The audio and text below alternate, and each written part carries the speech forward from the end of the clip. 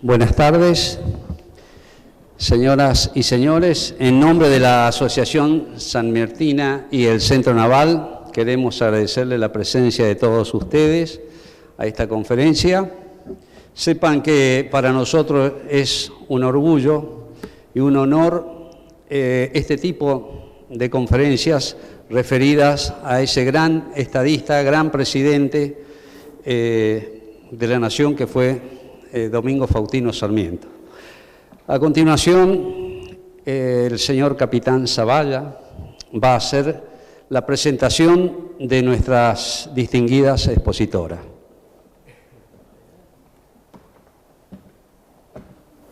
En primer lugar, quiero agradecer en nombre de la Asociación Sarmientina, al Centro Naval y a las autoridades presentes nos hayan cedido este espacio para honrar a nuestro prócer y también para cumplir uno de los objetivos de nuestra asociación, que es difundir la obra de Domingo Faustino Sarmiento. Domingo Faustino Sarmiento fue presidente honorario del Centro Naval. Cuando se creó esta institución en 1882, fue invitado Sarmiento, no pudo concurrir y agradeció la invitación y dijo una frase que está en la Escuela Naval, que dijo: con la creación de la Escuela Naval guardo la seguridad que mantendremos la independencia que nos legaron nuestros padres por el cultivo de las ciencias y las artes que enfrenan las olas y contienen la injusticia. Más o menos, no me salió tan bien como le salían las cosas a Sarmiento, pero esa es la sustancia de esto. En primer lugar, voy a presentar a nuestra primera oradora, la señora Virginia Fernanda González, que es museóloga, es también profesora de Historia, diplomada en Gestión Cultural de la Universidad de San Martín y tiene un magíster en Historia con orientación en Artes.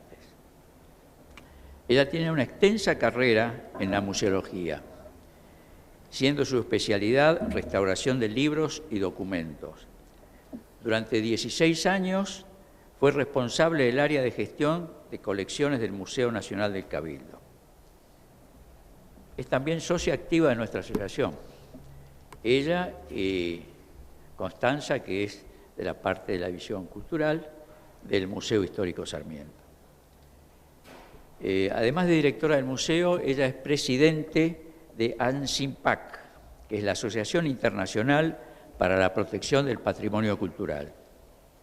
Tiene posgrados, una maestría internacional en Dirección y Gestión de Museos, maestría en Historia con orientación en Arte, una diplomatura en Gestión del Patrimonio con énfasis en colecciones, diploma en Gestión Cultural, especializada también en Gestión de cultural pública, análisis, identificación y tasación de libros antiguos. Digamos, tiene muchas tecnologías en papel, que es su especialidad. Se ha capacitado en forma informal en distintos lugares del mundo, en Roma, en Florencia, en Beijing, China. Ha trabajado en conservación de libros antiguos del fondo que dejaron los jesuitas en el Colegio del Salvador, para el cual se convocó a restauradores importantes, un proceso de selección muy importante, y allí fue seleccionada Virginia. En materia de seminarios y cursos, es un extenso listado de actividades que ha tenido, también de asesoramiento en instituciones públicas. También ha concurrido al CIDOC, reunión del CIDOC en Nueva Delhi, en la India, en Río de Janeiro, otras conferencias, en Sydney, Australia. O sea, tiene una formación muy completa en todas las ramas de su especialidad, no solo el papel, sino la gestión, sobre todo. En conservación y restauración ha asesorado distintos organismos públicos, ha colaborado en materia en las inundaciones, en rescatar libros perjudicados dañados por estas inundaciones del año 2012. Ha hecho talleres, bueno, distintas actividades educativas en la Universidad de San Martín y ha participado hace un par de años, el año 2017, el Gobierno Nacional, la Secretaría de Cultura, empezó a nombrar por concurso a los directores de los museos. Virginia González participó en varios de estos concursos, siempre resultando ternada para la decisión final, y afortunadamente para la Asociación Sarmentina, para los sanjuaninos como yo, fue designada directora del Museo Histórico Sarmiento, cargo en el que lleva poco menos de un año. En ese año, ese museo ha sufrido una transformación extraordinaria. Y uno cuando entra al museo, que tiene pocos objetos, ¿no es cierto? No es un museo que tenga objetos de Sarmiento, salvo algunos muebles y demás. Uno que me llamó la atención fue la cuchara que se hizo con motivo de cuando se construyó el Arsenal de Zárate, obra de Sarmiento. Entonces, los dejo con la señora Victoria González, que hará uso de la palabra. Y muchísimas gracias, Gloria.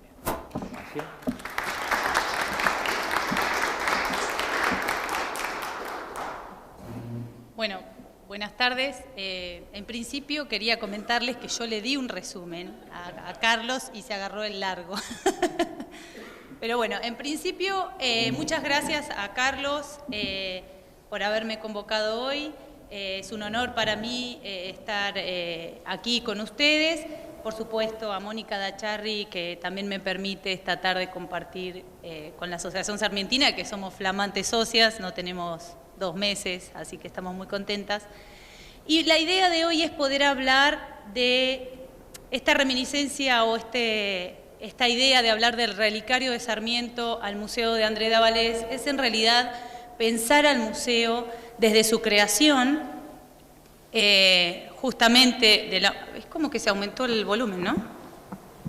De la mano de Augusto Belín Sarmiento, que dona la colección al Estado, y cómo el museo se fue modificando, ¿no? Desde esta concepción decimonónica de la museología, pasando por las colecciones o la teoría de los museos abiertos, y por supuesto llegando aquí a este museo que plantea André Davalés, que es la nueva museología, y superando a su vez también la nueva museología. Hoy se habla de lo que es la museología crítica y demás. Pero en principio, a ver ahí está. Bien, en principio lo que quería era hablarles un poco desde la teoría museológica, pensando que por ahí nuestra disciplina no es tan conocida. Si bien en la década de los 70 existió un colegio de museólogos y tuvo una fuerte actividad en el ámbito de los museos, lamentablemente en la década de los 90 este colegio pereció, no sabemos bien por qué, estoy tratando de rastrearlo eso. Pero bueno, lo importante es que estamos trabajando, somos una comunidad pequeña, los museólogos, y estamos tratando de hacernos un espacio en los museos. Por eso quería hablarles un poco de lo que es la conformación de los espacios museológicos, el proceso de generación del patrimonio y la conformación del mito. Si bien los museos, como les decía recién, han pasado por distintas etapas, desde su auge a partir de fines del siglo XIX, no hablemos de los museos o del museión griego, sino hablemos del museo moderno a partir de fines del siglo XVIII, todo el siglo XIX y, por supuesto, esta época que estamos transitando. Pero lo importante es que los museos han tenido su origen, crecimiento o auge, decaimiento y resurgimiento. Han pasado por varias etapas los museos, han sido defenestrados. Hoy estamos en una etapa bisagra, podemos decir. pero a pesar de todo ello no dejan, evidentemente son un repositorio material del pasado. Y frente a esto, justamente, quiero citar una frase de Sarmiento, que si bien no es específicamente una frase que habla de museos, se refiere a ellos y nos sirve para situarnos en lo que es la concepción de fines del siglo XIX sobre los museos. Entonces, desde 1810 en adelante, cada sección americana se ha dado constituciones más o menos perfectas, más o menos durables. ¿No sería materia digna de un gobierno reunir estas constituciones en un solo suelo para su enseñanza y escuela de política? ¿Verdadero museo donde el estudioso pudiese rastrear la marcha que ha llevado el espíritu americano desde su emancipación, las aberraciones en las que ha caído y los progresos que ha ido haciendo? En realidad esta pregunta se la hace en relación al libro de poética americana de Florencio Varela, editado en 1846, pero igual nos sirve para ver cuál era la concepción de Sarmiento respecto de los museos, la importancia de este repositorio de la historia, digamos, ¿no? Y entonces, en ese punto yo quería hablar un poco, voy a hacerlo rápido. ¿Dónde estás, Carlos? Prometo que voy a ser cortita, solo como para ponernos en tema. Quería hablar de tres estudiosos que en realidad en esta época son más sociólogos y antropólogos que museólogos. La museología está ya en la década del 60 en Europa y allí se crea el ICOM, que es el Comité Internacional de Museos, y a partir de allí ya encontramos un rumbo, podemos decir. Entonces, en principio, Lucien Febvre y los otros autores que voy a citar aquí son autores que nacen en fines del siglo XIX y transitan las primeras décadas del siglo XX. Y comparándolos a ellos con lo que dice Sarmiento, tenemos muchas similitudes de pensamiento. Entonces, Lucien Febvre lo que habla es de la importancia de la objetualidad. Él, cuando escribe este texto al que me hago referencia ahora, está hablando de la década del 30 del siglo XX. Y en ese texto, él plantea que los jóvenes tienen un error terrible y que se basan, para construir la historia, solo en textos escritos. Y refuerza la idea y la importancia del objeto. Por su parte, McBloch plantea el tema de las concatenaciones históricas. Y justamente dentro de esta importancia en la mental, digamos, ¿no? este proceso mental donde uno hace determinadas concatenaciones históricas, el objeto es importante. ¿Y qué cita? Los gabinetes de curiosidades. ¿Qué son los gabinetes de curiosidades? Justamente los antecesores de los museos.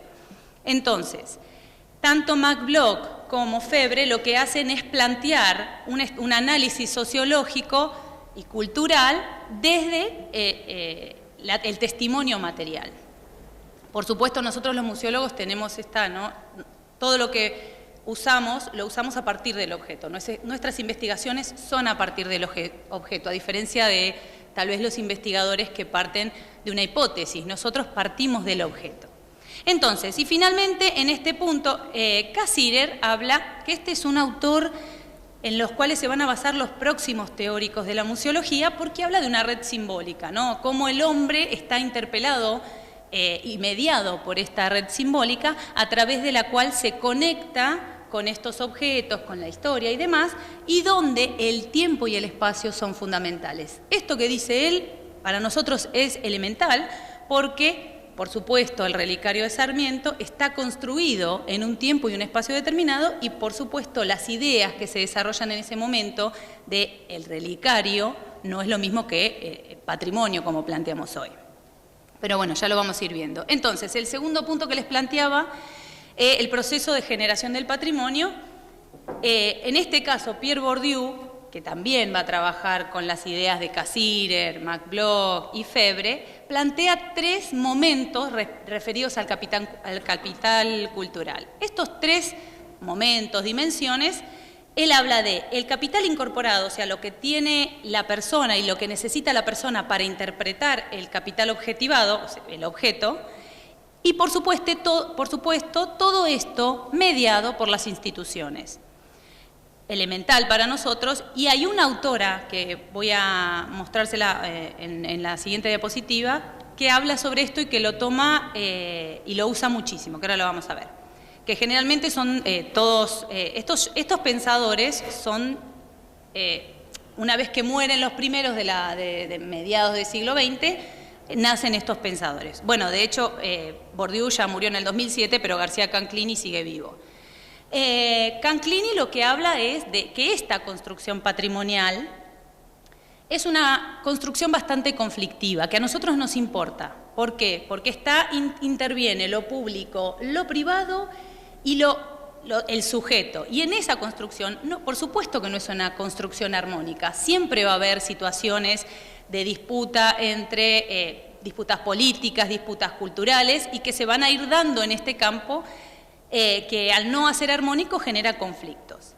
Bien, otro gran pensador para nosotros los museólogos es Baudrillard. Y Baudrillard, acá para nosotros es elemental porque habla de 3 elementos, otra vez, lo mismo que Bourdieu, ¿no? Están trabajando siempre sobre la misma idea. Los valores del objeto. O sea, cuando el objeto es creado, tiene un valor utilitario, un valor de uso, un valor primario. Ese valor primario, cuando el objeto trasvasa ese momento de ser utilizado, empieza a tener este valor simbólico del que hablaba Cassirer y del que todos se van a sostener, y este valor secundario o valor simbólico ingresa a las instituciones donde nosotros le damos otro valor, que es este valor organizacional, donde necesitamos clasificarlo, necesitamos que ese objeto comunique, ¿no? Hubo una época de la museología donde decían el objeto por sí solo habla. Hoy está en duda, pero bueno, fue una teoría de la museología durante mucho tiempo. Por otro lado, Lorenz Prats habla también, es de lo mismo, seguimos en la misma idea, ¿no? Esta construcción patrimonial, pero habla de algo muy importante, la legitimación de determinados referentes, que es lo que se hace, por supuesto, en 1910, aquí cuando se cristaliza esta construcción. Y por supuesto, estos referentes simbólicos son una fuente de autoridad. Ahora bien, esta autora que les nombraba recién es una alemana que en este momento debe tener unos 50, 40 y tantos años, Leontine van Mecher, es esposa del gran museólogo Peter van Mecher, que es un teórico alemán que para nosotros es muy importante en la museología, que se las traigo porque es lo que se está hablando ahora. Yo en algunas cosas con ella disiento. Sí habla del proceso de patrimonialización igual que Bourdieu, igual que Baudrillard, habla del proceso de musealización, que es un proceso que se da justamente por esta interacción que uno hace con determinados objetos que en su cotidianeidad no estuvieron relacionados, entonces uno en el museo pone en diálogo objetos que tal vez no estaban en diálogo y genera diálogos nuevos. Pero lo importante es que habla de las colecciones líquidas, y acá es donde yo disiento un poco con ella, porque habla de estos 3 valores que tienen los objetos, el valor de uso, el valor simbólico y el valor institucional o organizacional, y ella dice que los objetos de los museos deben volver a usarse o revalorizarse ese valor primario. Esto quiere decir, un estandarte que hoy es parte del Museo del Cabildo, pongamos por ejemplo el último estandarte real que se paseó en la ciudad en el año 1811, que sea paseado nuevamente. Y bueno, yo como conservadora digo que no estoy de acuerdo realmente con esto, pero bueno, es lo que se está hablando hoy en la museología. Bien, y por último, la conformación del mito. Entonces, y ya nos retrotraemos bien a lo que es Argentina. Ya a fines del siglo XIX, se empieza a pensar en que se necesitaba hacer una historia. Por supuesto, había para esto que trabajar y construir una serie de próceres, y esta construcción de próceres inevitablemente, como dijo Lorenz, va a ser desde un determinado lugar y va a construirse a través de determinados intereses y valores, y eso es inevitable, porque es así, porque hay un punto de vista en todo esto. Por eso mismo se habla de una conciencia cultural. En este sentido, Noé Gittrick plantea que existe una dualidad, ¿no? La importancia de establecerse como un nosotros frente a un ellos. Y esto pasa justo en fines del siglo XIX, cuando tenemos una fuerte inmigración. Entonces, necesitábamos la conciencia nacional. Para eso necesitamos establecer una cultura escrita, una historia escrita. ¿Quién va a ser, según Alper Indongui, el que hace historiografía en este punto? Mitre, por supuesto. Mitre va a ser que, según Alper Indongui, por supuesto que la erudición de Mitre es altísima y que él habla de una objetividad. La objetividad para mí no es una realidad, nunca uno es objetivo. Es muy difícil ser objetivo en un relato. Pero bueno, Alper Indongui habla de una objetividad de Mitre y en este caso yo hablo de la distancia, ¿no? No había mucha distancia temporal, entonces la objetividad es más difícil. Igualmente Mitre siente que está planteándolo desde un punto de vista y es absolutamente consciente. Pero en este punto se enfrenta a Vicente Fidel López, porque Vicente Fidel López habla de la construcción de una historia a través de los relatos del patriciado porteño, que en esta contienda claramente gana Mitre, ¿no es cierto? Porque Mitre hace, por supuesto, una historia mucho más abarcativa. Y en este punto me gustaría citar a Romero, porque Romero habla de hacer a los argentinos. Justamente, después de 1853, era importante generar una conciencia nacional, una identidad común. Y esa identidad común implicaba unir identidades diversas como correntina, salteña, sanjuanina, tucumana, porteña. Era una tarea compleja, pero no tan complicada como la que viene a fines del siglo XIX con las grandes masas inmigratorias. Y aquí se hace necesario trabajar desde las bases educacionales. Es lo mismo que planteaba recién de Noé Gittrick, ¿no? Noé Gittrick dice, nos teníamos que plantear el nosotros en oposición al otro europeo. Entonces, por supuesto, la punta de lanza de estas bases educacionales va a ser la historia, por supuesto, y una serie de puntos importantes para poder construir esta conciencia común. Entonces, por supuesto, las demostraciones públicas de civismo, la construcción de los próceres, el ceremonial patriótico y, por supuesto, los museos nacionales. Por ejemplo, en 1906, el Museo Mitre, en fines de 1910, el Museo Casa Natal de San Juan, en 1910, el 26 de diciembre, el intento de creación del Museo Histórico Sarmiento. Pero bueno, ya vamos a hablar de eso. Y acá, en esta cristalización, es importante citar a dos figuras claves en esta construcción de la conciencia nacional: Leopoldo Lugones y Ricardo Rojas. Leopoldo Lugones, cuando escribe Historia de Sarmiento, amigo de Augusto Belín, de hecho, él explica en su prólogo que Augusto le presta habla muchísimo con él, le ofrece los documentos y demás, pero quiero citar esto porque es importante cómo se construye al prócer en esta época.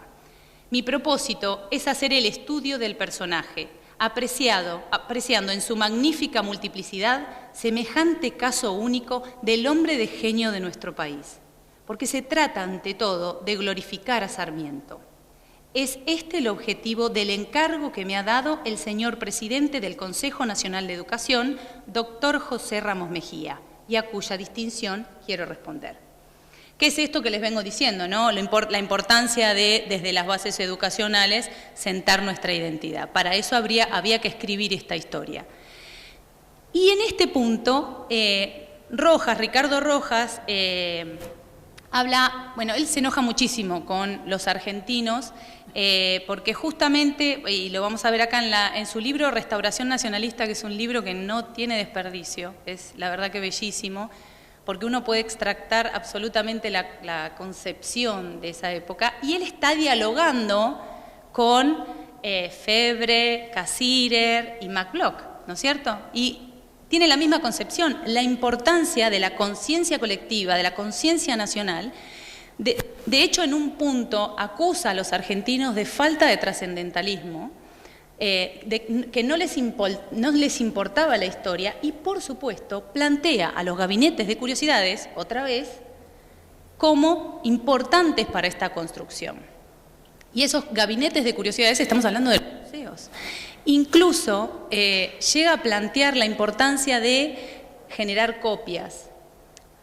Si bien dice, bueno, las copias van a perder su sentido estético y su valor testimonial, no van a perder su valor didáctico.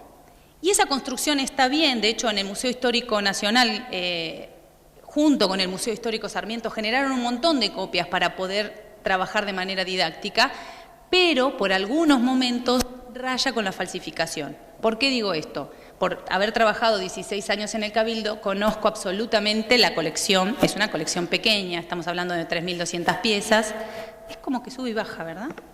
O tengo bueno, es una sensación. Y en este caso, Corradín y Gancedo tuvieron algunos errores. Por ejemplo, un ejemplo muy claro es el conocido tintero de Saavedra. El tintero de Saavedra, lamentablemente, es un puchero, es un elemento para apagar los cigarrillos, que se adaptó a tintero y que es Art Nouveau. Estamos hablando de épocas muy distintas y que un poco no resiste análisis por ningún lado. Pero bueno, esta intención de construir la historia estaba, es válida en este contexto, por eso es importante hablar de un tiempo y un espacio, como hablaba Cassirer, porque no estoy acá para criticarlos. Ellos estaban tratando de construir la conciencia nacional y era un trabajo arduo, y eso está clarísimo. Desde esta concepción, tal vez no lo hubiéramos hecho igual, pero bueno. Por eso también les quise traer esta cita de Rojas. He aquí el fin de la historia, contribuir a formar esa conciencia. En tal sentido, el fin de la historia es la enseñanza del patriotismo, distinto de la patriotería o fetichismo de héroes militares.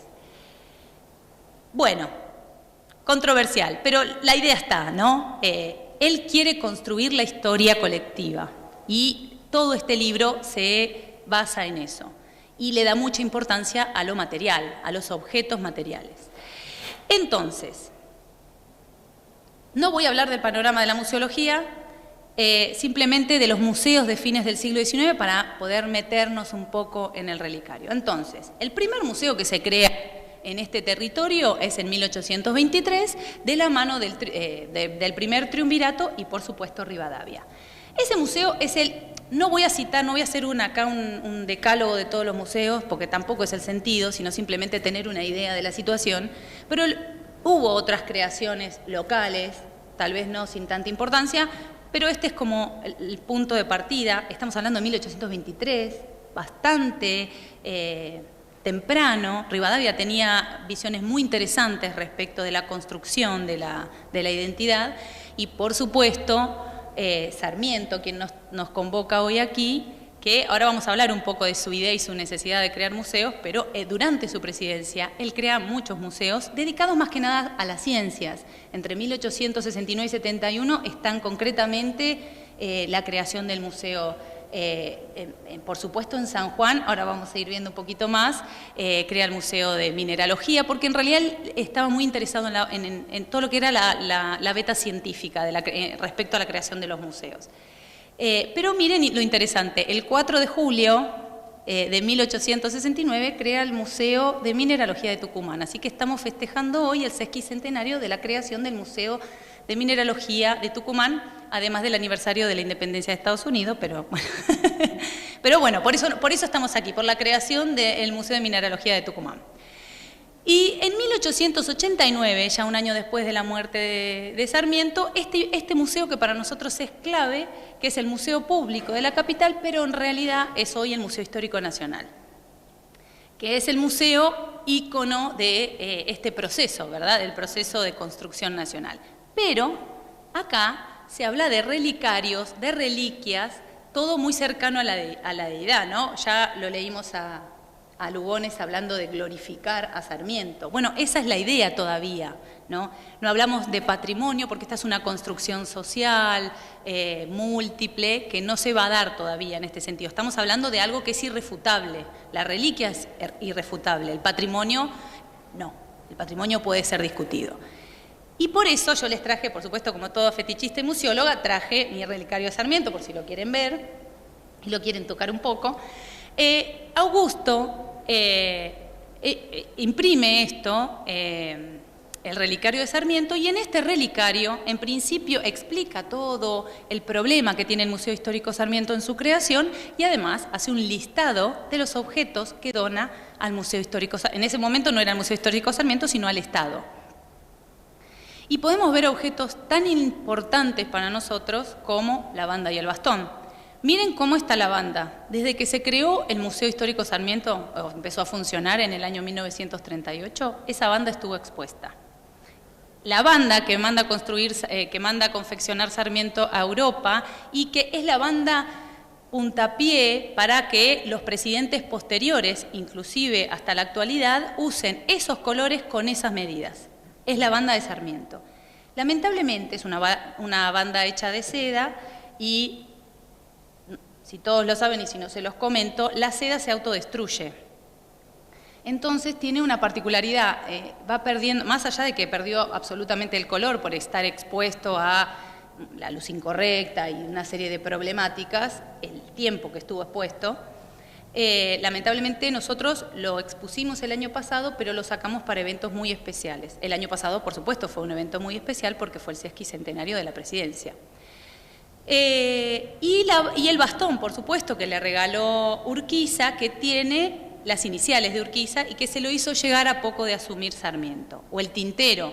En esto Augusto explica la importancia de cada objeto, cómo lo usaba su abuelo, y eso es muy interesante en la construcción, porque no todos los museos tienen esta dicha de poder entender que alguien les explique qué era cada objeto. Este tintero, de hecho, Augusto dice, mi abuelo lo usó los últimos años de su vida porque era involcable, porque parece ser que tenía el accidente de volcar los tinteros todo el tiempo. La banda, por supuesto, del grado 33 de la masonería, que en octubre vamos a inaugurar una exposición temporaria sobre masonería, así que espero que puedan venir. El traje que usó en la batalla de Toneleros y la condecoración de la Rosa que le dio Pedro II por su actuación en la batalla de Toneleros y que Sarmiento en todos los actos oficiales luego de este obsequio lo utilizaba.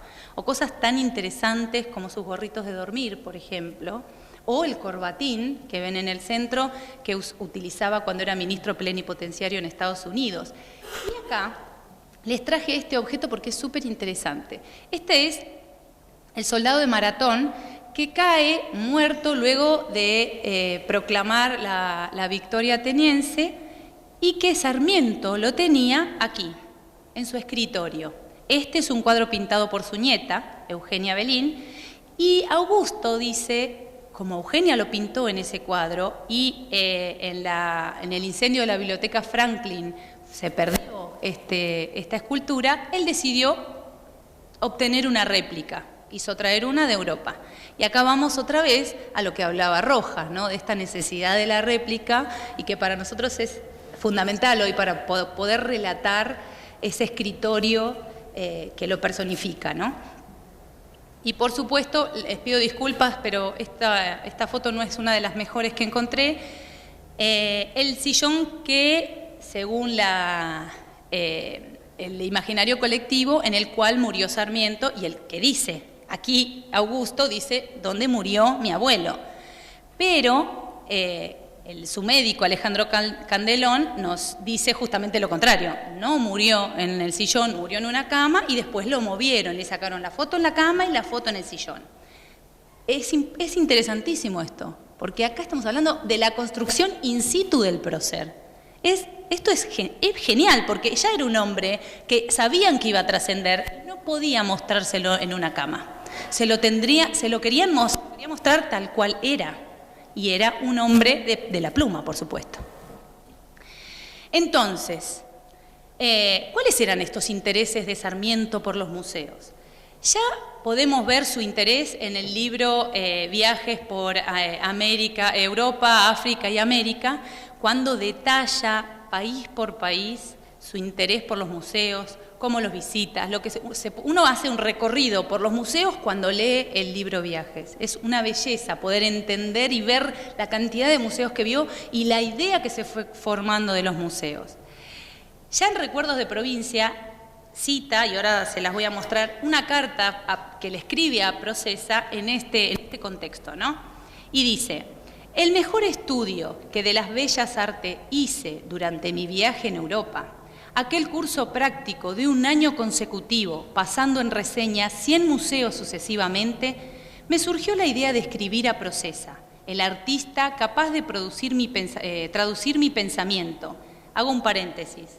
Es importantísimo porque él habla de el artista y sabemos que para él la mujer era una figura súper importante y revalorizaba mucho la figura de la mujer. De hecho, por ejemplo, a Juana Manso le decía: es el único hombre que entiende mis ideas de educación. Dentro de la concepción de la época, para poner a la mujer a la altura del hombre, llamaba a las mujeres como hombres femeninos. Esto es importantísimo, ¿no? Que uno lo puede leer en su prosa, pero perdón, me fui por las ramas. El artista capaz de traducir mi pensamiento, que tomando las precauciones imaginables a fin de que no se traslujese el objeto, recolectase poco a poco los cuadros dispersos y formase la base de un museo de pintura. Bueno, por supuesto, como todos saben, Sarmiento era un hombre obsesivo y cada vez que se le ponía algo en la cabeza, generalmente, y puedo decir que el 90%, las cumplía. Este es uno de los casos. Él se obsesionó con Procesa y que recolectara estos cuadros hiciera una muestra de pintura. Procesa no lo pudo lograr, él volvió y hizo la muestra de pintura en San Juan. Pero además de eso, creó un montón de museos, como les decía antes, durante su presidencia, y en sus cartas se puede ver la cantidad de material epistolar que trata sobre los museos, donde habla, por ejemplo, a Mitre, que está en Paraguay, y le dice: fíjese si usted recolecta especímenes vegetales de botánica o alguna curiosidad. También a Paunero le escribe pidiéndole que cualquier cosa que encuentre la traiga.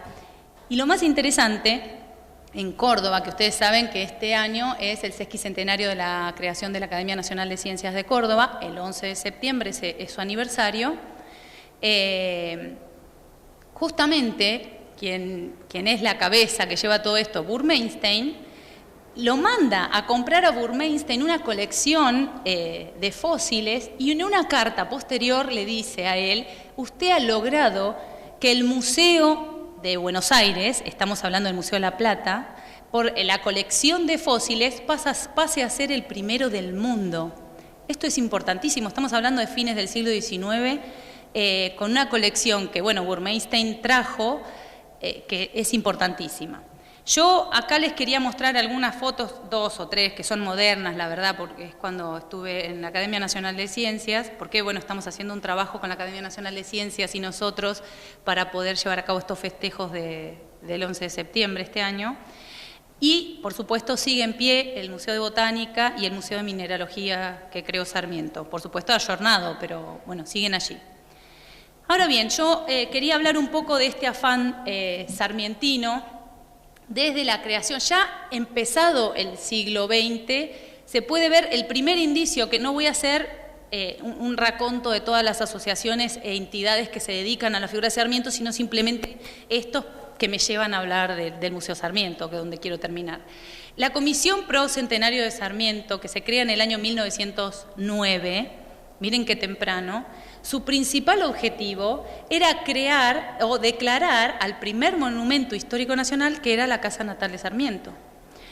Y lo logran en el año 1910. En esa misma ley, donde crean el monumento histórico nacional, destinan 23.000 y tantos pesos para la compra del inmueble y además crean el museo y biblioteca, que, bueno, que sigue funcionando. Mientras tanto, en Buenos Aires, ahora les voy a mostrar, se crea esta ley, la 8109, de la mano de Augusto Belín Sarmiento, el 26 de diciembre de 1910, donde se intenta ubicar el Museo Histórico Sarmiento en la que hubiera sido la morada, que acá están las chicas de la Casa de San Juan, la morada del prócer.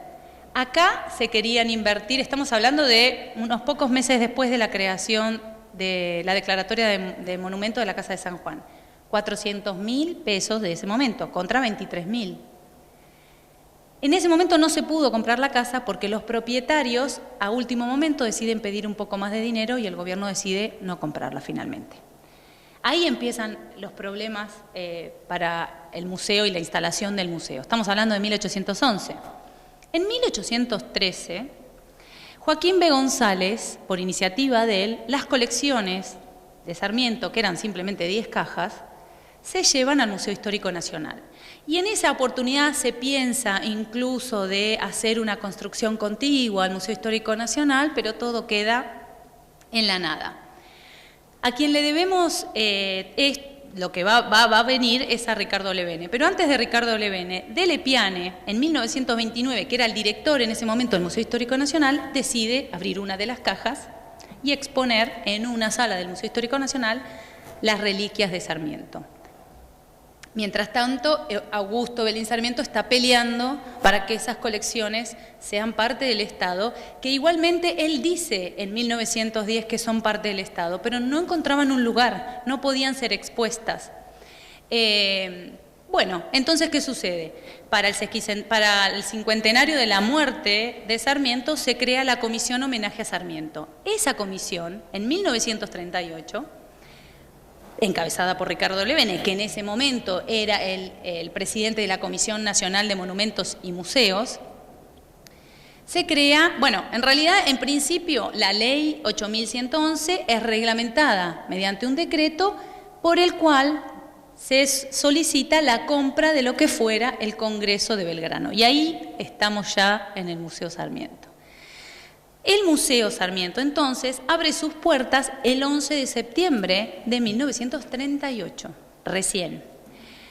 Y la ley de creación del museo, de este museo, en esta sede, es la 12.556 del año 38.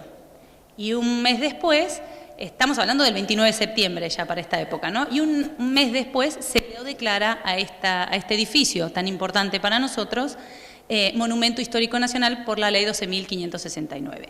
El primer director fue Ismael Busich Escobar, que fue, igual que la directora que me precedió, el único director que estuvo tan poco tiempo, estuvo 5 años nada más.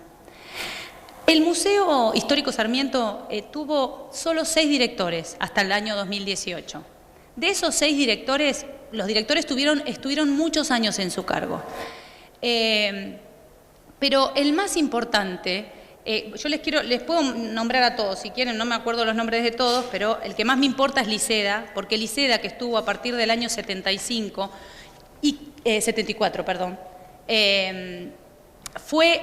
no fue museólogo, pero estuvo muy interesado y fue muy activo desde la museología. De hecho, él fue parte del Colegio de Museólogos y escribía teoría museológica. Eso para nosotros, para los museólogos, es muy importante y ayudó a la renovación de este museo. Pero además, ayudó a organizarlo administrativamente. Los museos tienen mucho trabajo administrativo, entre ellos el alta de las colecciones patrimoniales. El alta de las colecciones patrimoniales recién la da este hombre, Liceda. Liceda hace todo el trámite administrativo por el cual, fehacientemente, más allá de la ley, las colecciones ingresan al patrimonio estatal, recién en el 75, pues 74, porque fue pocos meses después de asumir fue. Este primer director, Busich Escobar, declara y habilita toda esta serie, son 7 salas en total, que hoy lamentablemente estamos intentando llegar a este ideal. Todavía tenemos 3 salas clausuradas en las que estamos trabajando, pero vamos a llegar. Pero que hay mucha similitud con las ideas que estamos manejando hoy. Pero más allá de eso, y hablando ya de lo que es la museología hoy, y termino, hoy, como les decía al principio, se habla de la museología crítica y para nosotros los museólogos, André de Vallès es uno de los grandes teóricos de la museología, si bien no viene de la museología. Para nosotros muchos de los teóricos que escriben sobre museología generalmente no vienen de la museología, son sociólogos, antropólogos. De hecho, André de Vallès es antropólogo. Lo importante es que él habla más que nada de la nueva museología. La nueva museología es un viraje del museo al aspecto social, que se relacione de alguna manera con la comunidad. Por supuesto, la concepción de museo decimonónico era el museo que era solo para entendidos, donde solo los especialistas podían interactuar. En este caso, lo que se está buscando ya en la museología actual es que un neófito pueda entender lo que está sucediendo y que haya distintos niveles de lectura, por ejemplo. Y la museología crítica tiene la particularidad de no solo virar hacia el tema social, sino también que se haga una viraje al presente. ¿Qué sucedió? Por ejemplo, la ley Sarmiento de protección animal. Nosotros hicimos una exposición para el Día del Animal, porque, bueno, como sabemos, la ley es la primera ley de protección animal, la ley Sarmiento. Y lo que se hizo fue en esa exposición es exponer la ley Sarmiento y además hablar de cuál es la realidad hoy de la protección animal, por ejemplo. Esto sería trabajar desde la museología crítica. Y sí, se habla, bueno, estos conceptos que hoy están en boga en la museología, el museo inclusivo, la diversidad de miradas, etcétera, con sus matices y sus cuidados se puede trabajar, por supuesto. Bueno, simplemente les muestro cómo se estuvo trabajando en el museo. Esta fue la primera sala que se inauguró. Este es el portón que se abrió porque, no sé si sabían, pero el museo durante muchos años estuvo funcionando, antes sí funcionaba por Cuba, pero estuvo funcionando durante muchos años por juramento. Se reabrió el portón de Cuba, que es la entrada principal al edificio, pero hubo que hacer, como ven ahí, un apuntalamiento, se levantaron baldosas, se volvieron a acomodar porque, bueno, había bastantes problemas. Por supuesto estuvimos trabajando en la renovación de las salas, que la renovación no es que estuviera mal el museo, es que fueron cambiando las concepciones museológicas y de enfoque, y bueno, uno va renovando las salas. Además, una sala permanente no significa que sea una sala estática eternamente. Bueno, esto es, por ejemplo, la que fuiste a ver vos, Mónica, al museo, la sala Presidente, que ahí pueden ver, por ejemplo, detrás el escritorio de Sarmiento y a un costado el cuadro de Eugenia. Bueno, y por supuesto, nosotros no trabajamos, lo que tiene la museología actual es que no trabaja en el ostracismo, no trabaja mirándose el ombligo, sino que trabaja y abre el juego a otras instituciones, porque eso también enriquece el diálogo. Por eso todas estas instituciones con las que hemos trabajado hasta principios de este año y que seguimos trabajando, y esto nos llevó a hacer distintas propuestas performáticas. No solo, un museo no es solo exposiciones, sino multiplicidad de actividades, como pueden ver aquí, ¿no?, con la banda. O, por ejemplo, esta fue la primer astrónoma argentina recibida en Córdoba, y esto lo hicimos justamente el 15 de febrero, que vino Moqui a hablar con nosotros, para el nacimiento de Sarmiento. Muy bien. Y todas estas actividades que llevamos a cabo en el espacio. Y nosotros no solo trabajamos en el espacio museo, sino también trabajamos en las redes, y esto nos ha permitido crecer un montón, no solo en la cantidad de seguidores, porque hay mucha gente que solo nos ve en las redes, y eso para nosotros es muy importante, y hemos generado mucha interacción, por eso ven estas actividades que solo se dan en las redes. Por ejemplo, clases de historia y todo esto que se publicita mediante las redes, y por supuesto la importancia de la inclusión de las TICs, que eso es difícil en un museo sin presupuesto, pero se logra, no es imposible, se logra. Por eso estamos trabajando y vamos de a poco con estos procesos porque son costosos, pero bueno, tenemos códigos QR y elementos que nos remiten a la tecnología, y esto tiene que ver con atraer adolescentes, básicamente, ¿no?, que tienen otro lenguaje, el lenguaje digital para ellos es muchísimo más claro.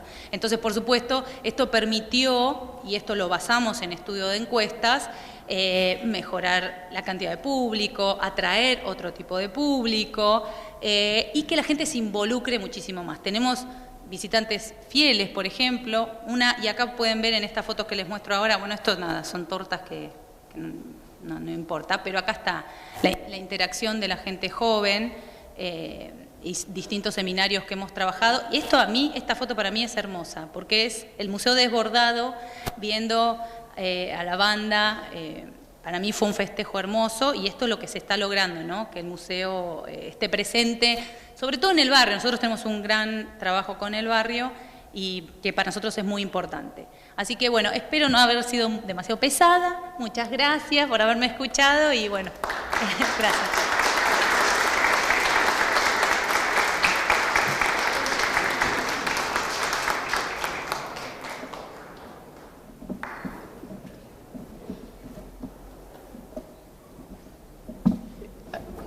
Hay algo que omití decir, que es que cuando uno entra al Museo Sarmiento, encuentra gente muy bien dispuesta, entusiasta, con ganas de hacer, contenta con su trabajo, y eso, como habrán visto, debe ser lo que transmite Virginia a su gente. Quiero destacar también, no lo había visto, la directora de la Casa de San Juan, en Buenos Aires, que fue el solar donde vivió Sarmiento, su morada en San Juan. Bueno, voy a presentar ahora a la doctora Sabrina Ahmedchet,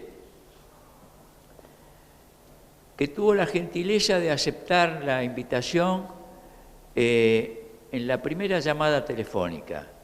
Estaba por salir de viaje, le pedí su currículum y me dijo, tengo acá en el teléfono y estoy de viaje. Me mandó su currículum y pensé, ¿cómo pude yo haber compartido una tribuna con ella en la Universidad de la Defensa? Con semejante currículum, yo, un simple soldado entusiasta y admirador de Sarmiento. Bueno, cuando Augusto Belín Sarmiento lo invitaron a hablar en público, le dijo al prócer, Sarmiento, yo estudio, escribo, pero no sé hablar en público. Y Sarmiento le recordó cuando aprendió a nadar, que estaban en un lago en Washington, le preguntó si sabía nadar, le dijo que no, y dice, bueno, desnudate y tírate al agua. Yo no voy a dejar que te ahogues. El chico se tiró al agua y Sarmiento lo sostuvo cuando hizo falta hasta que terminó aprendiendo a nadar. Bueno, así se habla en público. Lee todo lo que puedas sobre el tema del que vas a hablar, hasta que tengas una idea propia. Y después decila como te salga. Así se aprende a hablar. Darás manotazos desordenados en un principio, como cuando aprendiste a nadar. Te serenarás y sabiendo que yo no te iba a dejar que te ahogaras, aprendiste a nadar. Bueno, cuando tengas una idea propia de todo lo que leíste, hablarás desordenadamente, pero la idea misma te mantendrá a flote y terminarás pudiendo expresarla. Porque que yo sepa, las reglas de la elocuencia se han hecho para explicar la elocuencia, pero no han hecho elocuente a nadie. Es la idea. Con el currículum que me mandó Sabrina, empecé a leer y vi que estaba en un problema, porque eran 20 páginas de innumerables actividades docentes, de investigación, becas, maestrías, estudio de tesis, jurado de tesis, en su tema que es la educación, la política, el peronismo. Y yo dije, bueno, lo leí varias veces y vino a mi auxilio porque hoy me tiró un breve currículum, ¿no? Y que puedo leer tranquilo. Pero además, la idea que me mantiene a flote es que sé que estoy presentando a una persona brillante, que nos va a deleitar, como nos deleitó en la Universidad de la Defensa, como deleita al público en sus audiciones de radio, en sus intervenciones por televisión, en todas sus actividades. Y me imagino a sus alumnos en las universidades. Sabrina es licenciada en Ciencias Políticas y doctora en Historia por la Universidad de Buenos Aires. Es profesora titular de Historia del Pensamiento Político Argentino en la Facultad de Ciencias Sociales de la UBA y también de Historia General en la Escuela de Política y Gobierno de la Universidad de San Martín. Coordinadora académica de la Maestría en Políticas Públicas y Gerenciamiento del Desarrollo de la Universidad de San Martín y la Georgetown University. Sabrina, te invito a hablar, pero te voy a robar unos minutos más, no tanto como los que te robé en la Universidad de la Defensa por ignorancia. Tiene actividades de posgrado, lleva la cátedra Ahmedchet de Historia del Pensamiento Político Argentino en la Facultad de Ciencias Sociales, Tiene una cátedra también en Historia General, es su cátedra en la Universidad de San Martín, la Escuela de Política y Gobierno. Es profesora de titular de la Butler University, de la materia La Argentina Peronista. Tiene actividades docentes de posgrado en la Universidad de San Martín y en la Georgetown University, maestría en compras públicas, o sea, toda una carrera, una dedicación, que es increíble que tan joven haya hecho y haga tantas cosas y tan bien. Bueno, no los aburro más. Tiene en prensa un libro, es Las transformaciones en el sistema electoral y las nuevas concepciones de la política en el peronismo, 1946-1955. Ha hecho traducciones del portugués de temas de su especialidad. Publicó en el diario Perfil un artículo muy interesante que es El campo que Sarmiento soñó desde Chivilcoy. Bueno, Sabrina, muchas gracias por aceptar esta invitación y acompañarnos hoy. Gracias. Adelante.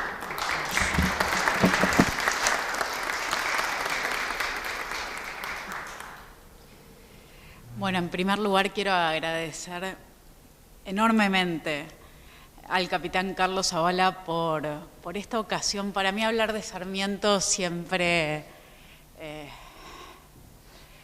es un recreo maravilloso dentro de mi profesión, que tan dedicada a tantos temas de la historia argentina y de la historia en general. Cuando llego a Sarmiento surge una alegría que con otros temas, con otros personajes, con otros periodos, no logro que se despierte en mí. Y agradezco profundamente esta nueva posibilidad de revisitarlo, de repensarlo, de... Un poco lo que quiero conversar con ustedes es, no les voy a contar la vida de Sarmiento, ustedes conocen la vida de Sarmiento mucho mejor que yo, escucharon sobre ella una y otra vez. Quiero que pensemos juntos un poco sobre las ideas de Sarmiento y sobre el legado de estas ideas a lo largo del largo siglo XX. Y digo largo siglo XX porque me parece que también Sarmiento nos brinda la oportunidad de seguir pensándonos incluso ahora en el siglo XXI. Vamos a empezar por el comienzo, vamos a empezar por el nacimiento de Sarmiento, que siempre se recuerda en San Juan, pero mucho menos énfasis se pone en el año en el que nació. ¿En qué año nació Sarmiento? En 1811. Sarmiento nace un año después de la Revolución de Mayo y me parece que es un momento que hay que recuperar. ¿Por qué? Porque bien decimos todos, Sarmiento es sanjuanino y decimos Sarmiento es sanjuanino porque nació en San Juan, pero también porque la Argentina todavía no existía. En 1810, el 25 de mayo de 1810, se produjo la Revolución de Mayo.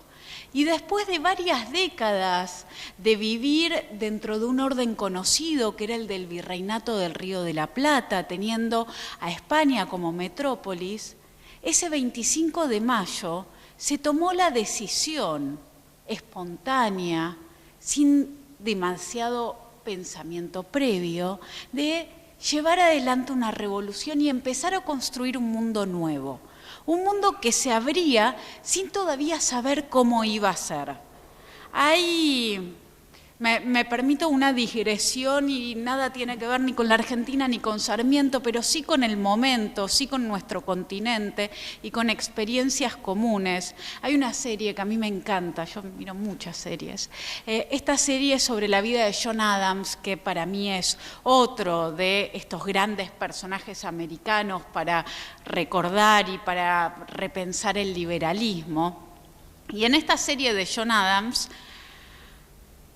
se retrata muy bien el momento en los Estados Unidos en los que se declara la independencia en un salón de Filadelfia, un salón que es básicamente de la mitad del tamaño del que estamos hoy, un salón pequeño en donde están los representantes de los diferentes estados de los Estados Unidos y empiezan a votar sí o no a favor de la independencia. Y ya había un acuerdo bastante grande de que la independencia solamente se iba a lograr si todos los estados estaban de acuerdo, si la decisión era unánime, o al menos si no había nadie que se presentara en contra de esta idea. Y empiezan a votar los diferentes representantes de los estados americanos, y llega un momento en el que votaron todos votos positivos, menos una abstención. El estado de Nueva York se abstuvo en esa votación. Y la serie muestra algo que yo siempre lo imaginé así, que es la cara de enorme incertidumbre de todos los representantes de los estados que acaban de votar, que acaban de tomar la decisión más grande que tomarían a lo largo de sus vidas. Acaban de declarar la independencia y se están preguntando, ¿y ahora qué? ¿Cómo seguimos? ¿Qué somos? ¿Quiénes somos? ¿A quiénes representamos? ¿Cómo los representamos? ¿Cómo vamos a elegir a nuestros representantes? Todas estas son preguntas que acá, el 25 de mayo, también empezaron a surgir.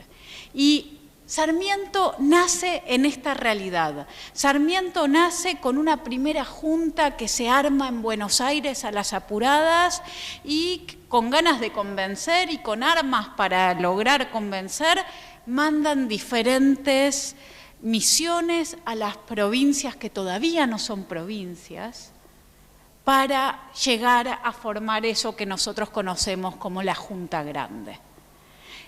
Ese es el contexto en el que va a transitar sus primeros años Sarmiento. Y es fundamental tener esto en cuenta, porque Sarmiento va a estar durante toda su vida preocupado por la formación del Estado Nacional argentino.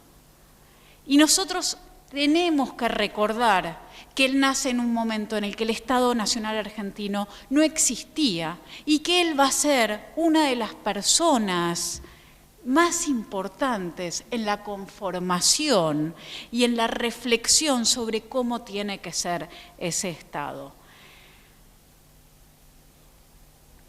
Bueno, de hecho, Sarmiento es el primero que va a hablar de la Argentina, no que va a usar la palabra Argentina se usaba antes. Pero Sarmiento va a ser el primero en usar la palabra Argentina para lo que la usamos nosotros. Antes Argentina, cuando uno decía Argentina, era Buenos Aires, eran los porteños. La Argentina eran los porteños. Sarmiento en el Facundo habla de la Argentina y está hablando de esta Argentina que nosotros conocemos. Y eso fue en 1845. Como historiadora siempre es bastante difícil de contestar cuándo nació la Argentina. Mitre nos mintió a todos y es una mentira linda de creer de que la Argentina nació el 25 de mayo de 1810. La Argentina no nació el 25 de mayo de 1810. Los límites actuales se fueron conformando, las leyes, la población, y es un proceso que es muy difícil poner la fecha.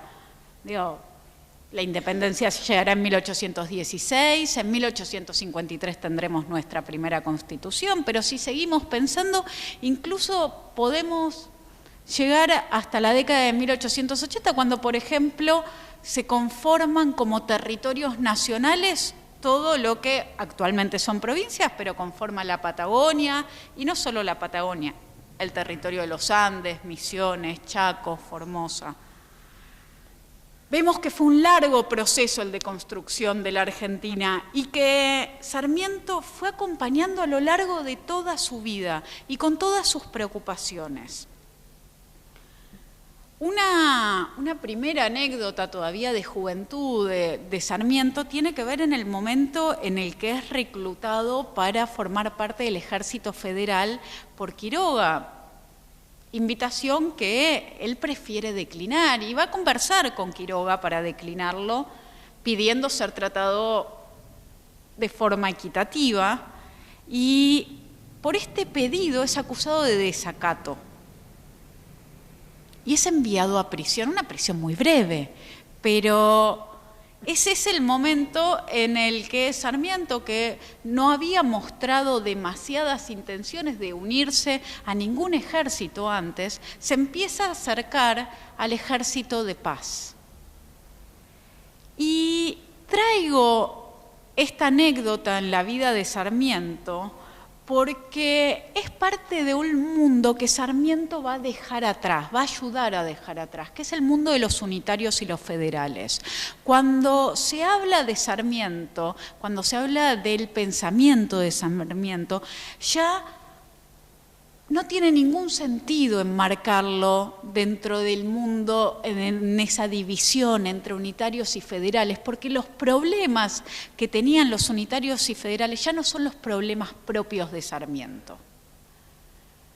Uno se preguntaría entonces si lo que conocemos todos nosotros como la generación del 37 es un ámbito más adecuado para pensarlo a Sarmiento. Cuando digo generación del 37 estoy pensando en algunos románticos como Echeverría, como Frías, también en José María Gutiérrez, en Alberdi.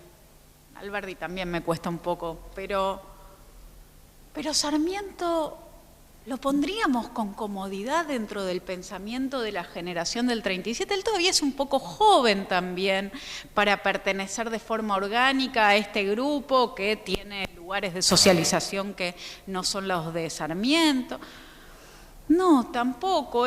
Podríamos decir que es un outsider, es alguien que simpatiza con ellos, que comulga con sus ideas, pero que a la vez mantiene su autonomía, mantiene su lugar individual, no se termina de sentir parte del grupo. Y me parece que Sarmiento nunca se va a terminar de sentir parte de ningún grupo, y eso nos habla de su singularidad también.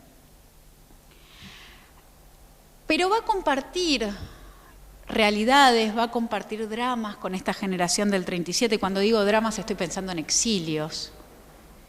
Estoy pensando en los largos gobiernos de Rosas, el primero que fue de 1829 a 1832, pero el segundo, tercero, cuarto, quinto, sexto, desde 1835 hasta que es derrotado por Urquiza en 1852. Periodos que Sarmiento va a adoptar a Chile como su hogar y que va a ir transitando diferentes profesiones, principalmente se va a dedicar al periodismo, pero no desde la idea que podemos tener hoy en día del periodismo, de informar, sino que un periodismo unido a la formación de la ciudadanía.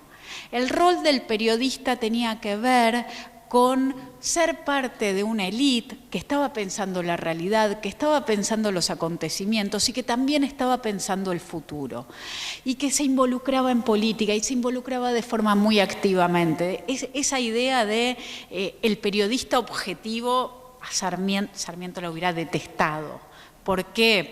¿Qué es la información si nosotros no le agregamos nuestra opinión? ¿De qué sirve? En este exilio chileno también va a tener tiempo para hacer viajes. Cuando digo va a tener tiempo para hacer viajes, pareciera que los presidentes lo quieren a Sarmiento cerca. Estoy pensando en el caso chileno, pero también estoy pensando en Mitre unos años después. Lo quieren a Sarmiento cerca, pero también lo quieren de viaje. Que esté cerca en espíritu, que apoye, que sea parte de esa causa, pero que esté a unos cuantos miles de kilómetros, que parece que molesta un poco menos. Entonces, ya en Chile lo van a mandar en una misión educativa, y es ahí donde va a escribir este libro de los viajes y donde va a descubrir esa Europa a la que viajaba muy ilusionado, pero al encontrar las ruinas de las revoluciones de los años 48, va a decir, esto es el pasado, y va a llegar a Estados Unidos y va a decir, esto es el futuro, esto es lo que somos nosotros. Y va a ser un viaje que, como todos nosotros sabemos, va a formar su pensamiento y su proyecto político. Pero va a volver a la Confederación, después de los viajes, después de otra estancia en Santiago de Chile, va a volver y se va a unir al ejército de Urquiza.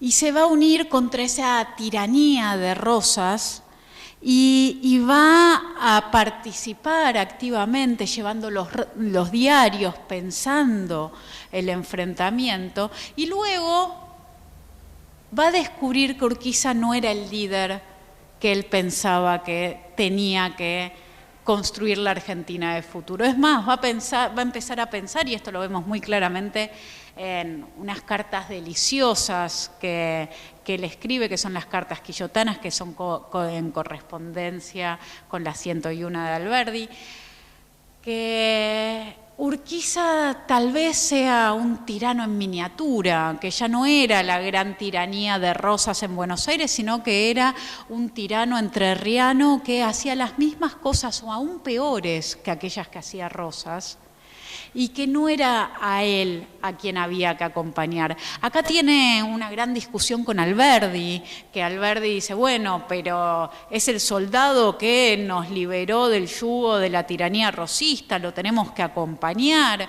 Y Sarmiento dice, le agradecemos mucho sus servicios, pero no nos sirve para liderar el futuro del país. Es más, nos quiere dar una constitución, esta constitución de 1853, que recordémoslo, digo, hoy todos hablamos de qué gran momento la Constitución de 1853, pero los constituyentes de 1853 tuvieron que sesionar rodeados por el ejército para que les permitieran llevar adelante esa Constitución, y Buenos Aires quedó afuera de esa Constitución por todos los problemas y todos los enfrentamientos y todas las cuestiones no resueltas.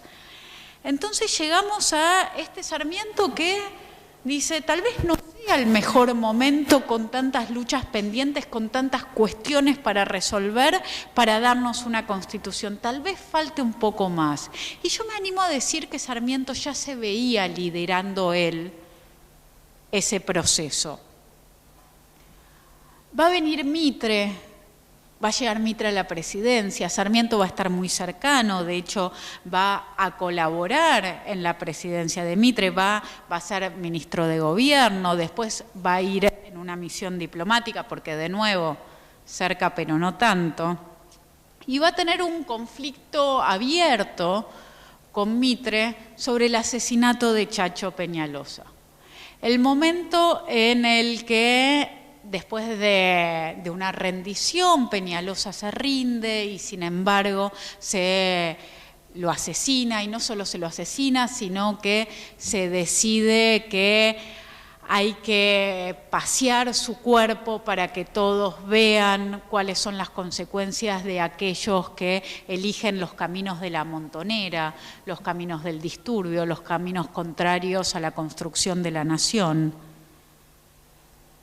Y ahí Sarmiento, en 1863, le manda una carta a Mitre, que estaba bastante escandalizado con esto que había ocurrido, y Sarmiento le dice, no sé qué pensarán de la ejecución del Chacho. Yo, inspirado en los hombres pacíficos y honrados, he aplaudido la medida, precisamente por su forma. Sin cortarle la cabeza al inverterado pícaro, las chusmas no se habrían aquietado en 6 meses. Sarmiento vio la necesidad de dar una lección y entendía que las lecciones pueden ser crueles a veces y que la lucha contra la barbarie no era algo a hacerse solamente con la pluma. La pluma era su espada, pero entendía que también había que acudir a todos los medios necesarios para derrotar la barbarie. Barbarie que él veía encarnada en estos caudillos, en estas montoneras. Hacia el final del mandato de Mitre va a empezar a surgir la idea de la candidatura de Sarmiento, y recordemos que en el siglo XIX candidatearse era algo. ¿Quién iba a hacer eso? ¿Quién se iba a proponer a sí mismo? ¿Quién iba a hacer campaña por ¿quién iba a decir yo tengo que ocupar ese lugar? Bueno, Sarmiento lo había dicho, pero lo había dicho en cartas, nunca lo hubiera dicho en el momento preelectoral. Quien se ocupa de hacer la campaña es Lucio Mansilla. Y de hecho Sarmiento va a estar en Estados Unidos en su misión diplomática, incluso en el momento mismo en el que es elegido, en el momento en el que el colegio electoral discute si lo elige o no, él sigue en los Estados Unidos. Y va a volver a la Argentina y va a ser invitado, es de lo que conversamos en su momento con el capitán Zavala en la Universidad de la Defensa, a Chivilcoy, a la ciudad de Chivilcoy, donde da un discurso, donde expone su proyecto político, que él dice: quiero en mi gobierno, mi plan de gobierno va a ser construir 100 Chivilcoy. Y ahora vamos a hablar un poquito de qué quiere decir eso, pero que esto a Mitre lo pone bastante mal, porque Mitre lo que dice es: ¿qué viene a querer construir este hombre en un país en donde todo está construido? Si nosotros estamos destinados al éxito. Se hace invitar a Chivilcoy, le contesta en el mismo lugar en donde unas semanas antes Sarmiento había hablado, y le dice básicamente que no hay nada para crear, que la Argentina ya está creada. Y claro, lo que nosotros ahí vemos es que en realidad, cuando nosotros hablamos de nuestros padres fundadores o del liberalismo en el siglo XIX, son nuestros padres fundadores todos ellos, y son todos ellos liberales, sin duda, pero eso no quiere decir que tuvieran las mismas ideas sobre qué hacer con el campo, sobre cómo gobernar, sobre qué tipo de sociedad tener, sobre cómo se logra esa sociedad que se quiere tener. Hay muchos desacuerdos y lo que me interesa en los próximos minutos es detenerme un poco en las ideas, en el proyecto político que tenía Sarmiento, que fue un proyecto que mantuvo durante toda su vida y que tenía mucho de ruptura frente a Mitre. Tengamos en cuenta, por ejemplo, que asume Sarmiento y no nombra dentro de su gobierno a ningún mitrista. Ninguno de sus ministros venía del gobierno anterior, y esto era para dar una clara muestra de ruptura, de que empezaba otra época nueva. Lo mismo pasa con la Guerra del Paraguay, guerra que se había iniciado durante el gobierno anterior y que Sarmiento, siguiendo una posición autonomista, va a adoptar la idea de que el triunfo no otorga derechos, de que la guerra hay que terminarla lo más rápido posible y de que hay que sanar heridas.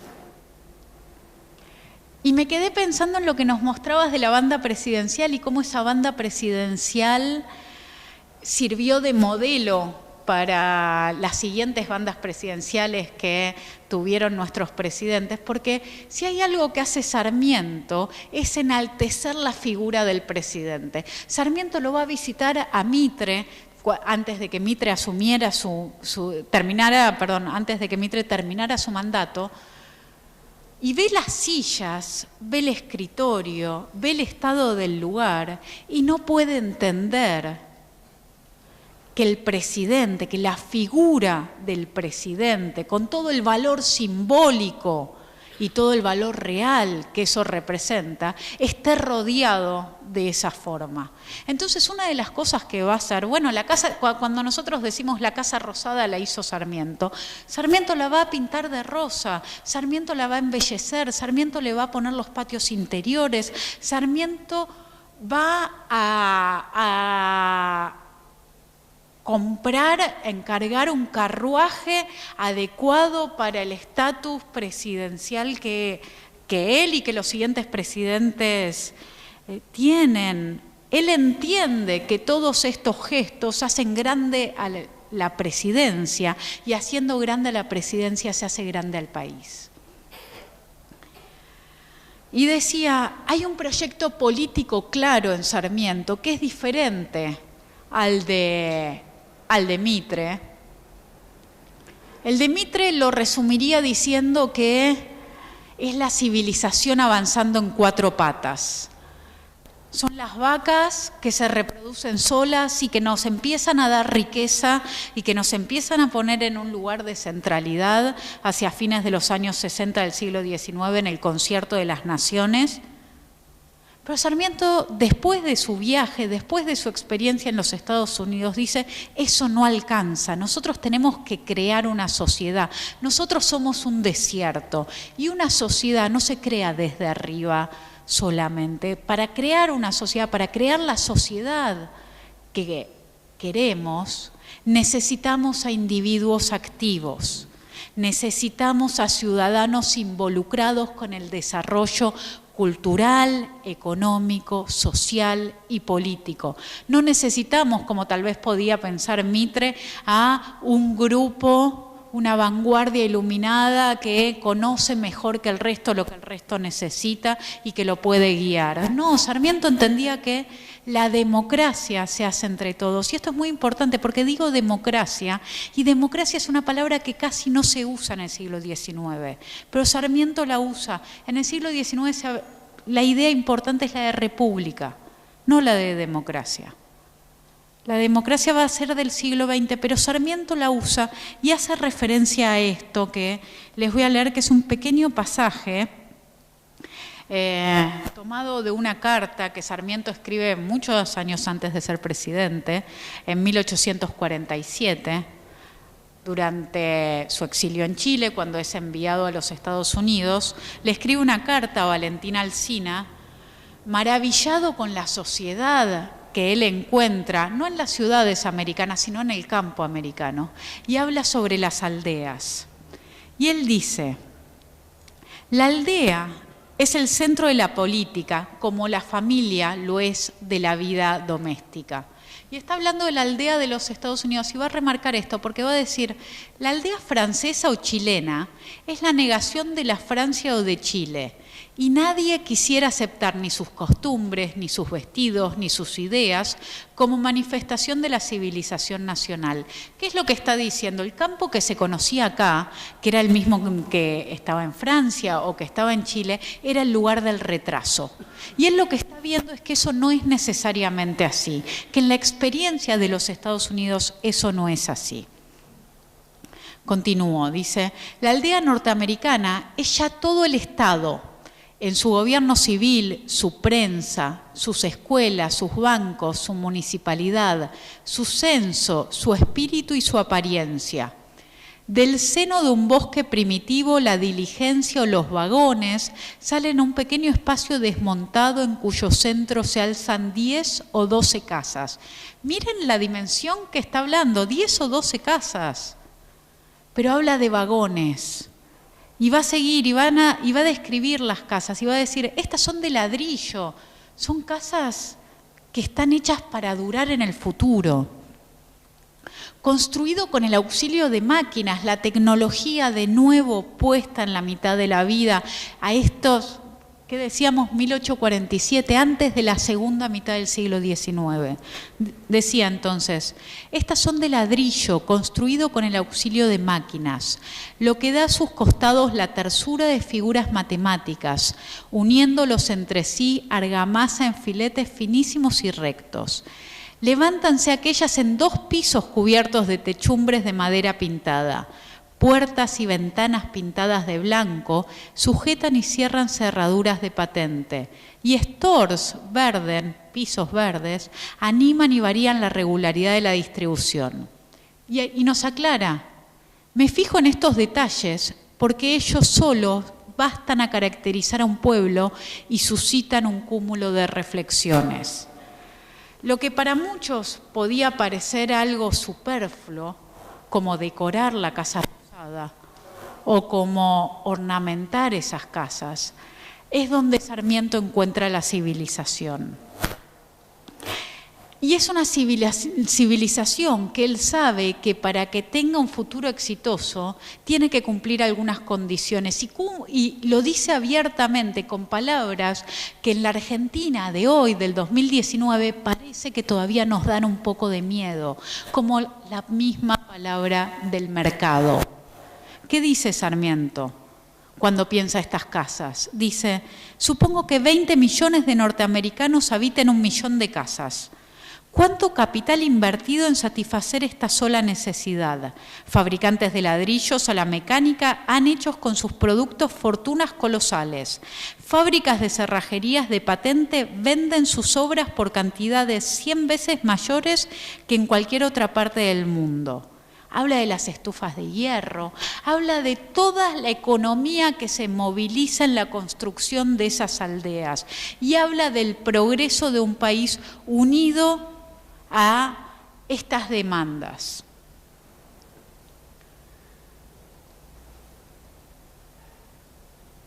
Y demandas que siempre están muy acompañadas por el uso intensivo de toda la tecnología a la que se puede acceder. Me acuerdo que en el discurso de Chivilcoy él se queja bastante de las mujeres de Chivilcoy porque dice algo así como, y siguen tejiendo y siguen cosiendo con las viejas tradiciones en vez de utilizar las máquinas modernas y poder hacerlo con mucha más efectividad.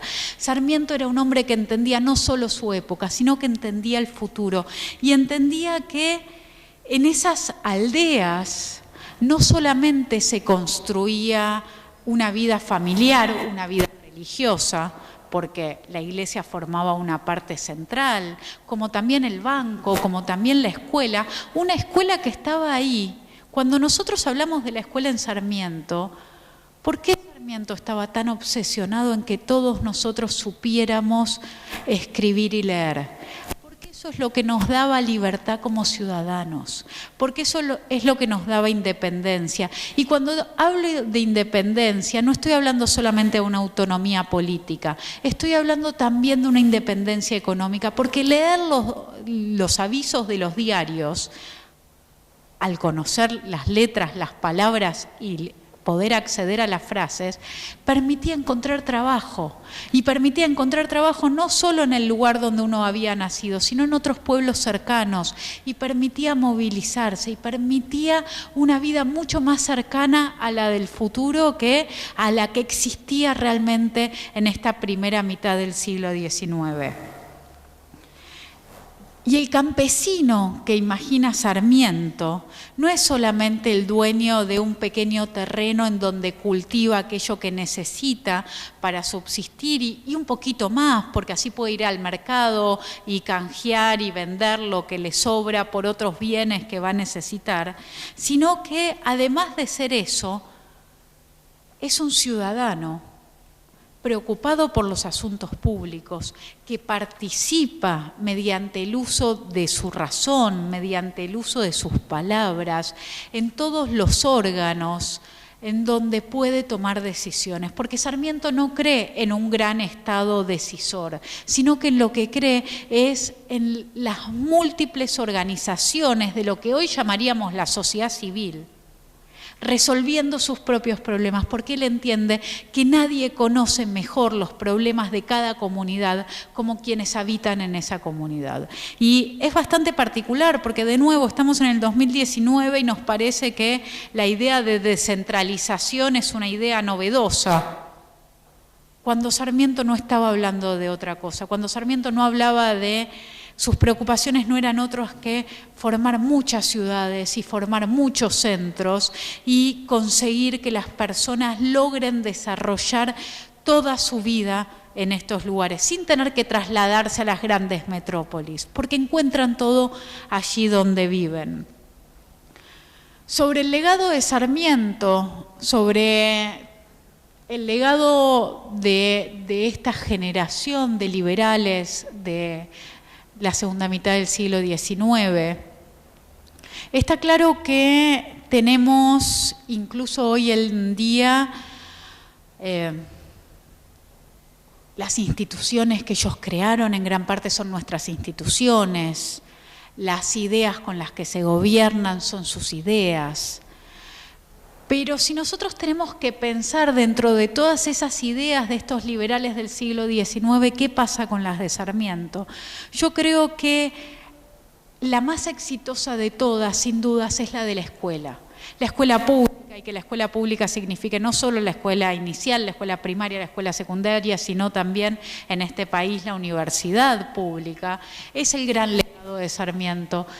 Y que lo que lamentablemente para mí no trascendió, porque el pensamiento político argentino de todo el siglo XX fue muy poco afecto a estas ideas, tiene más que ver con esta organización comunitaria, con esta idea de que nosotros como individuos vivimos dentro de una comunidad y que los problemas de la comunidad son nuestros problemas y que lo público no es que no es de nadie, sino que es de todos y que por lo tanto somos todos los que nos tenemos que hacer cargo de eso y que tenemos que trabajar para ello y que si el frío es extremo y se hielan las calles, no tenemos que esperar que vengan de la Intendencia a limpiarlas, sino que tenemos que salir cada uno de nosotros, de nuestras casas, a correr el hielo. Esa es la experiencia de la aldea que Sarmiento tiene en su cabeza. Esa es la experiencia que él quiere transmitir para esta Argentina que se está construyendo.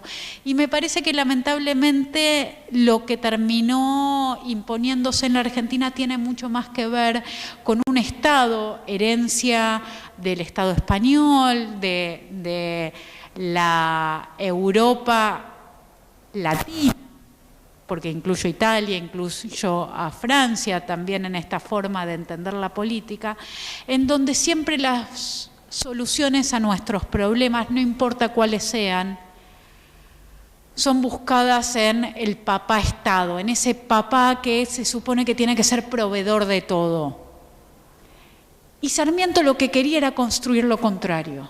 Sarmiento lo que quería era construir un ciudadano que se sintiera y que fuera capaz de afrontar sus problemas y darle solución, no solo a su vida, porque suena un poco individualista en el sentido negativo, sino a partir de su propia individualidad, a partir de ser un individuo y de tener una familia y de rodearse con otros individuos, crear un sentido de comunidad. Y ese era el futuro. Y me parece que ahí nosotros no estuvimos y no estamos a la altura del legado. No estamos, ni siquiera hoy, ya no hablo del siglo XX, pensando que los problemas actuales los resolvemos entre todos. Y creo que ahí volver a las ideas de Sarmiento, releerlo, es un desafío que invito a que lo hagamos una y otra vez, porque hay mucho para aprender. Sarmiento sigue teniendo hoy, en el 2019, muchísimo para enseñarnos. Gracias a todos.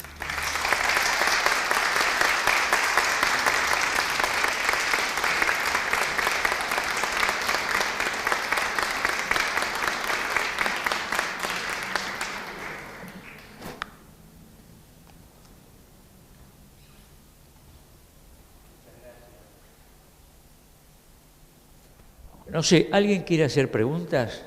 Tenemos poco tiempo, pero...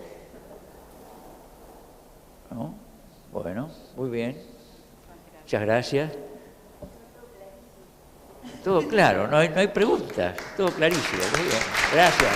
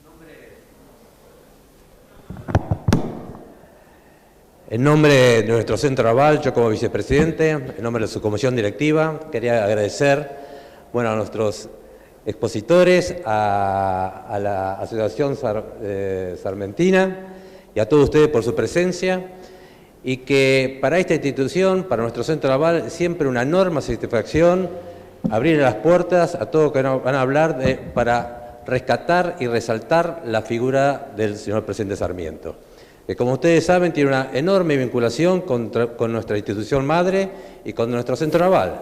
Como institución madre, la Armada Argentina, porque creó la Escuela Naval allá en 1870, y luego la primera escuadra moderna que dio lugar a una marina profesional, y las primeras promociones de la Escuela Naval fueron las que crearon nuestro Centro Naval para juntar a esos marinos forjados en el combate en la independencia y los marinos profesionales, que se había creado una división justamente para crear la unión. Por eso el lema de nuestro escudo es unión y trabajo. Y la otra como usina del conocimiento en todos los temas navales. Así que la figura de Sarmiento tiene un significado muy especial a la institución, así que sepan que cualquier acción de la Asociación Sarmentina va a tener las puertas abiertas de nuestra casa para resaltar y rescatar la figura de Sarmiento. Y rescato la última frase, que hoy día nos sigue enseñando para hacer mejor a nuestro país.